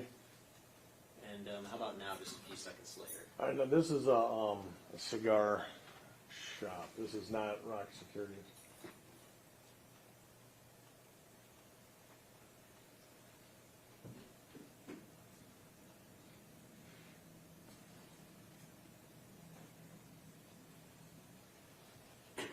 Now we're. And 24 minutes and 30 seconds, are we back to Rock Security? Yes, sir. And what's the general location that we're looking at now? So now we're looking at Gratiot Avenue. From that right to left, there's a vehicle traveling up to the left. That's Gratiot Avenue split, split lanes.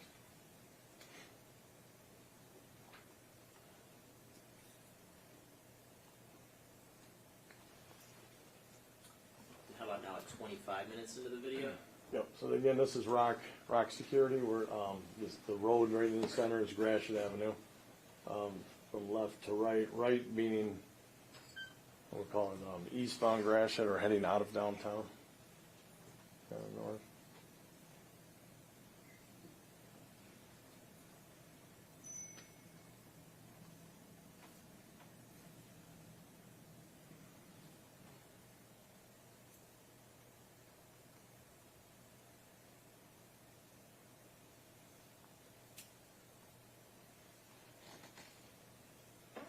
In all these areas you've looked at so far, did you see any other subjects matching similar or the same characteristics as the subject that you tracked? No. And 25 minutes and 50 seconds in, what are we looking at this point? What's the area? So this is Gratiot Avenue. 36th District Court is up near the top of the screen, and so looking to the right or right where the vehicle is traveling is going out of downtown. And is there any particular neighborhood that the subject is moving toward at this point? Well, right now it's out of downtown. Yeah, it's heading, in the direction of our victim's residence.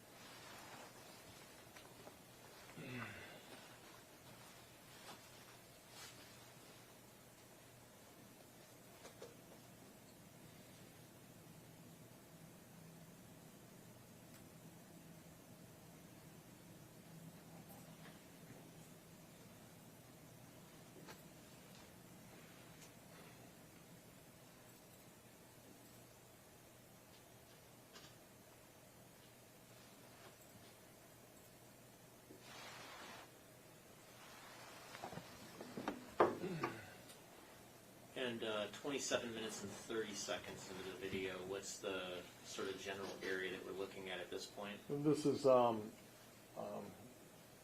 this is a near the bottom of the screen here is a 375 exit at Madison.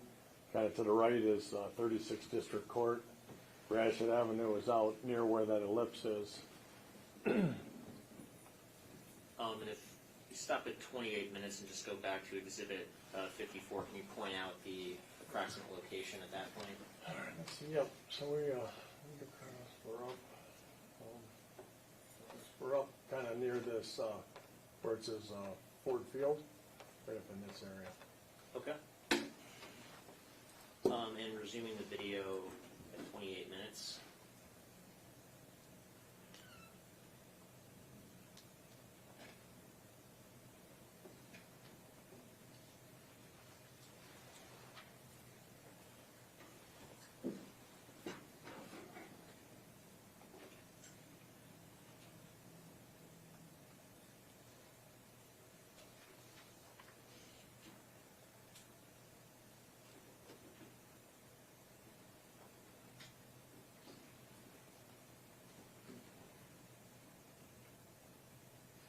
And what direction is the subject walking at this point? Oh, let's say east or north on Gratiot, away from downtown.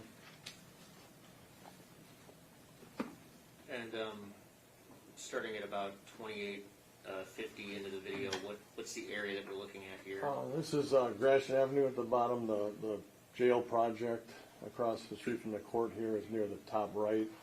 You can see 375 near the center of the screen. And then, of course, the service drive is... Can you see the 1405 apartments, Rivard apartments in that image? Yes, sir. Sorry, let me go back for a minute. Can you point those out? Yes, these will be up near the top left corner of the screen. And 29 minutes and 15 seconds. Excuse me, what's the source of the video at this point? This is a business called Caps, located on Maple Street. And that portion of the video is just that brief blip that we just saw. Yeah, the person turned the corner, so it gave us a direction.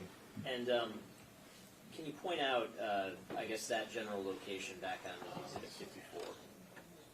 We're up. Let me scroll down to page 11 of 54. Okay. Let's see. So that Caps video we just looked at. Let's see. So it would be that area that we last saw was right here near the word Antietam, right in that particular area.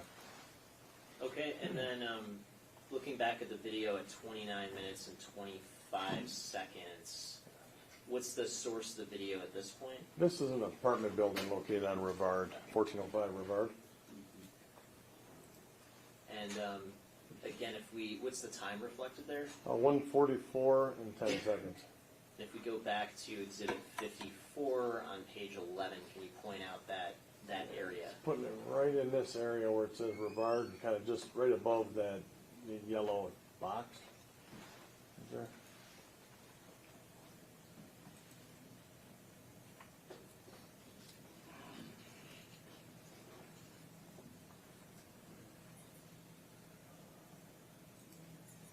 Now, you see the direction where the subject's head is oriented at this point, 29 minutes and 44 seconds Yes, sir. into the video. What's here, I guess, at this location? That's an apartment building, and right along that left side of the screen would be a windows, apartment windows, and a door. And where's the victim's residence relative to this location? It'd be just south is the direction that the individual is walking, just south and across Rivard, just east and down Joliet Place.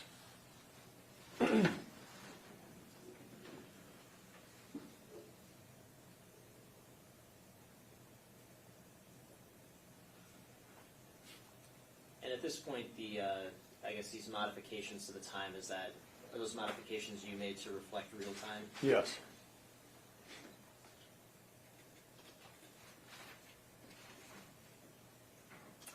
So are 30 minutes and 11 seconds in, are we looking south down Rivard at this point? Yes, we are. And can you see the area, I guess, back to Exhibit 54, where is that? So it's kind of, the building is right in this particular, actually right near this yellow dot right here. And so that last camera we're looking at is looking south, down towards the bottom of the screen. And would that be toward Joliet Place? Yes. The blurry camera, the autofocus is looking toward that one, yes, toward Juliet.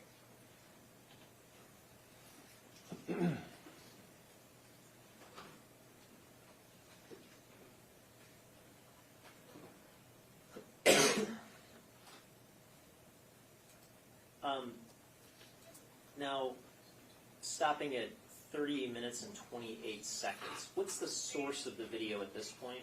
This is the school we referenced, just east of the scene location. And what's the time? The time is 1:56:56 a.m. Now, between the 1:45 a.m.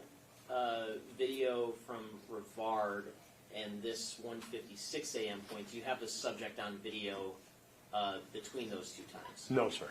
And what's the what's the sort of general location that we're looking at in this video? So this again is from the school video. There is this camera's affixed. The big camera is kind of like pointing. It'd be west towards the parking lot. This other camera is next to that camera, and it's zoomed in, and it's giving us a shot of actually looking west down Joliet. Okay, and if we go back to Exhibit 1, page 3, just to orient ourselves, where's that parking lot located here? So the parking lot we were looking at is right here. And resuming the video at 30 minutes and 29 seconds.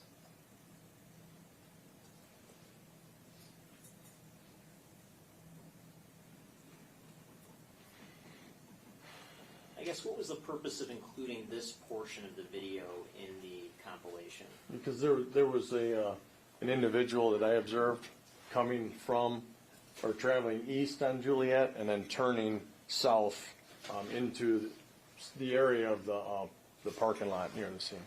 Okay. And starting at 30 minutes and 46 seconds, what's the source of this next video? This is one of the myovision cameras we were talking about, the traffic cameras. Okay, and this time reflected of 2:03, between the 1:56 a.m. video that we just saw from the school and this 2:03 time, do you have the subject on video between those 2 points? No, I did not. Where do we first see the subject starting at the 2:03 point?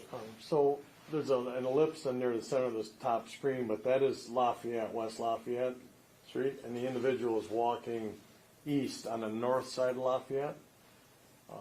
And the school is near the center of the screen, walking towards the parking lot of the school there. Okay, and just to reorient ourselves, looking back at Exhibit 1, page 3, where's the area that the subject is on video at 1:44 a.m.? Do you see that reflected here? Yeah, well, the 144 I believe is, wait a minute, one. Well, at the Sorry. at the 1405 Rivard. Yeah, I'm sorry. So that 1405 Rivard is right up in this area. Okay, On and the then the top left. 1:56 a.m. video shows the subject where? Walking east on Juliet and then south into this area. I would object to that characterization. I mean, we didn't see any video of him walking up Juliet. I mean, I don't believe the video showed that. I think that's a mischaracterization of. It's up to the jury to determine what is that is stricken. Okay, and I just want to go back to the video at 30 minutes and 26 seconds. Where's Joliet reflected on this portion of the So video? on this whole screen in the top right corner, there's a smaller box that zoomed in. There's a series of cars parked on diagonal here that we're seeing diagonally. That's a dead end. There's no street below this. Looking up towards the screen to the right-hand side is Juliet Street. So if we went from this light color car up, that would be going back west towards Rivard Street. So the street travels in this direction, top to bottom.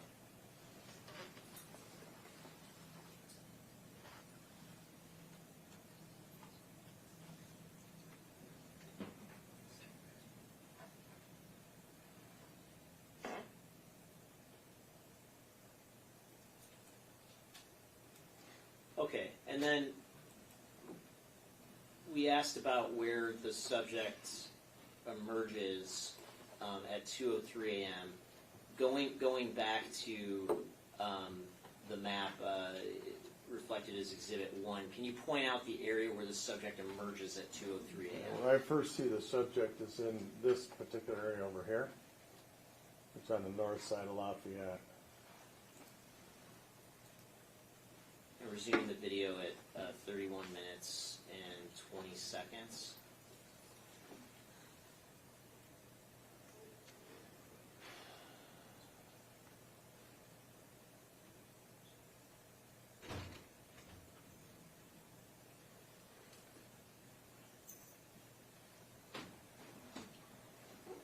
And which direction down Lafayette is the subject going now? East.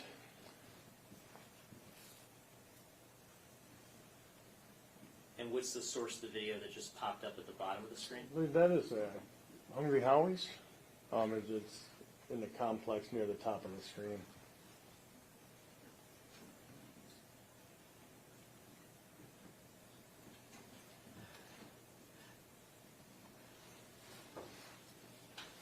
And where's the Ducharme Place apartments relative to where the direction the subject is walking So at this point?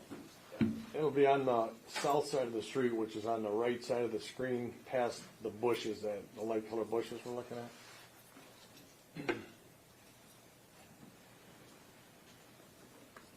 And 32 minutes and 30 seconds in, what's the source of the video at this point? This is the Ducharme Place system. And what would be the sort of real-time reflected? So at this the point? real time I added to the screen, and that's 2:06:42 a.m. And another view at 32:56 into the video. Are we still at Ducharme Place? Yes. And what street is the subject crossing at this point? Subject's walking south across on Orleans Street across Lafayette.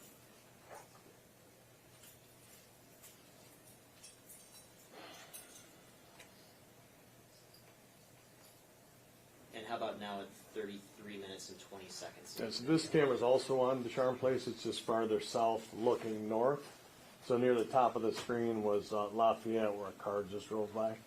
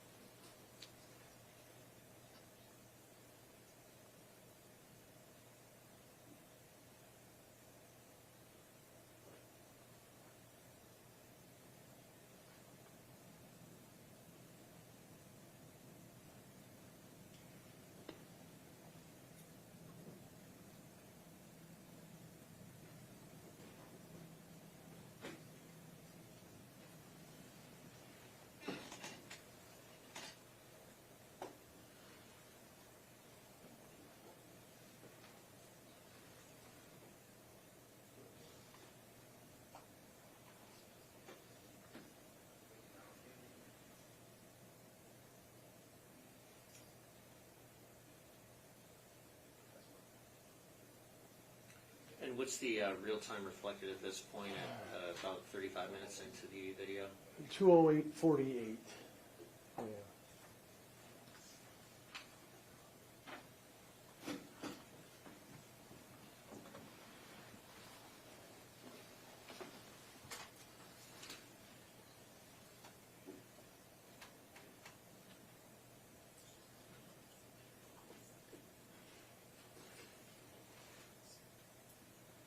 And starting at 35:26 into the video, where are we looking at this point? This is in a parking garage of Ducharme Place. Okay, and then I just want to go back really quick to an exhibit that's already been admitted, exhibit 47. A report showing some metadata for that video. What's the time reflected here in that video for that metadata? 2:16:07 a.m. And again, that parking garage, is that something just anybody can walk into freely? No, it's secured. And immediately after this video, what's the next source of the video going to be? So if I could look at my timeline for the address, I Sure. just know it by building name.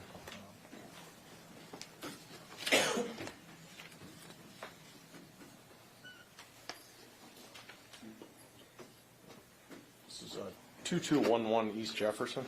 And is that the old Mike Morse building? Yes. Okay. And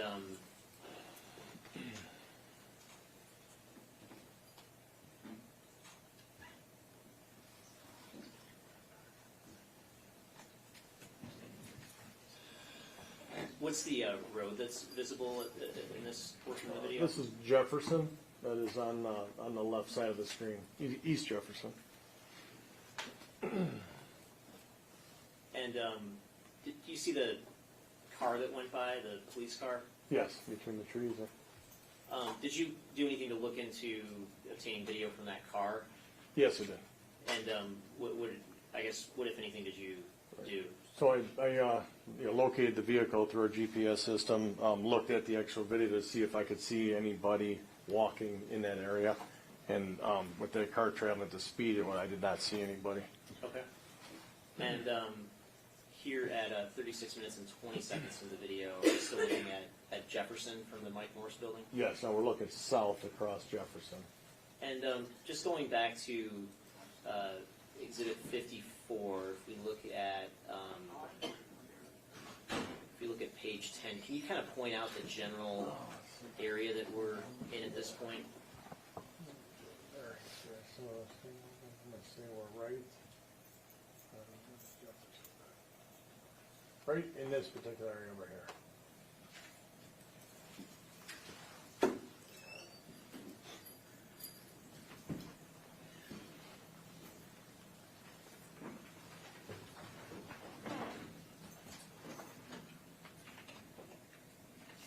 And what's the time reflected in that last portion of the Mike Morse video? The 246.35.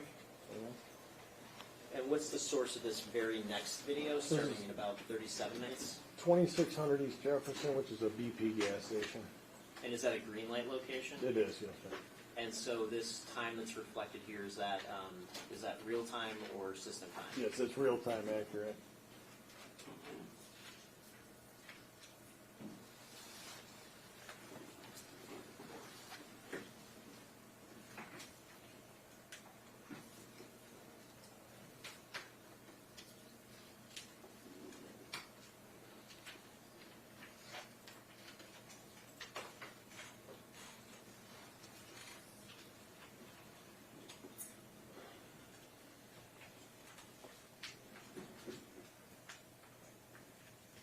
And is this still located on East Jefferson? Yes, we're looking east on the south side of Jefferson.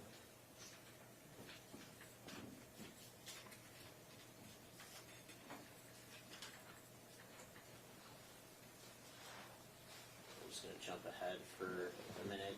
So 38 minutes into the video, what's the location at this point? So this is 2760 East Jefferson, which is Gordon Foods. It's also a green light location.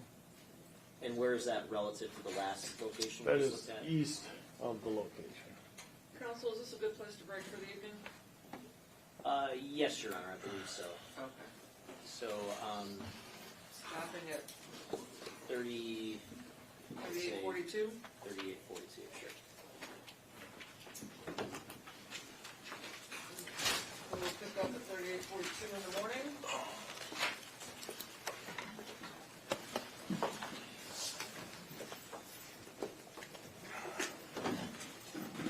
You'll be here in the morning? Yes, ma'am. Absolutely. That's it for today. If you need anything from the jury room, go ahead and get it, otherwise the jury can head out